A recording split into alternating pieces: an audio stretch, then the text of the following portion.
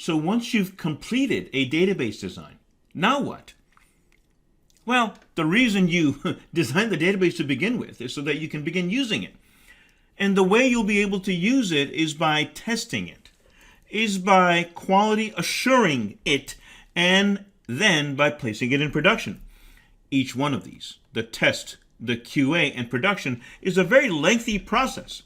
For example, there is a user acceptance testing. There is a functional testing. There are many quality assurance measures that need to be taken that are broken up into pieces as well. Before a database can be placed in production, there's a long range of things and activities that happen before that ends up happening. Because database design, after all, is the first piece of the puzzle that will lead to the use of the database. How can you possibly forget the support and maintenance aspects of the database design? After the database has been placed in production and is begin to be used, you have to think about how it will be maintained and supported from that point. In other words, these pieces right over here will require developers. They'll require support staff, IT support staff.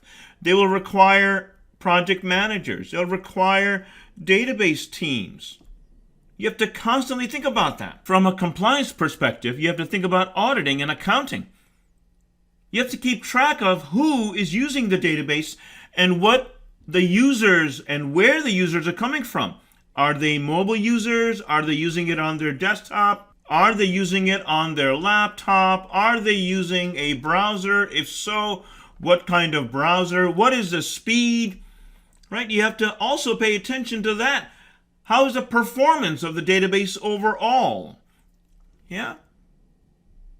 Constant auditing and accounting.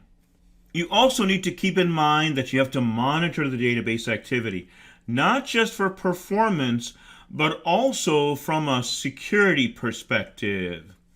You have to monitor to make sure that only authorized users are the ones that have access to it.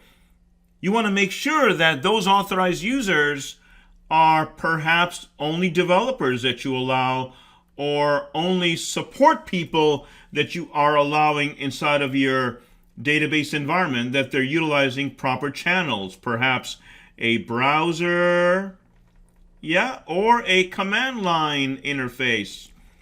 So constantly monitoring the database is another activity you have to think about, plan, after the database has been designed. And finally, you have to think about documentation. This is something that's not paid attention to enough.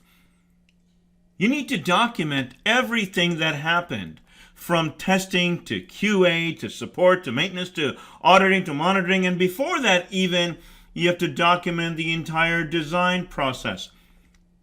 Without documentation, database cannot be supported or maintained. Without documentation, nothing can be supported or maintained or monitored or audited or tested properly.